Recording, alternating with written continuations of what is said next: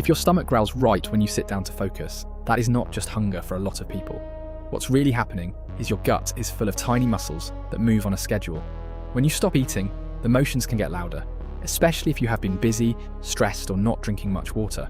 Also, anxiety and multitasking can change how your digestive system times things. Even screens and breathing shallow can nudge your body into that restless mode, so you get a sudden rumble. Then you swear you're starving. Here's the quick fix you can try today. Take a slow sip of water, stand up for 30 seconds, and take 3 deep breaths through your nose before you start working. If your growling comes with severe pain, persistent diarrhea, or weight loss, talk with a qualified healthcare professional. Educational only, not medical advice.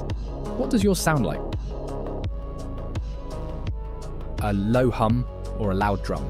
Follow for daily body facts.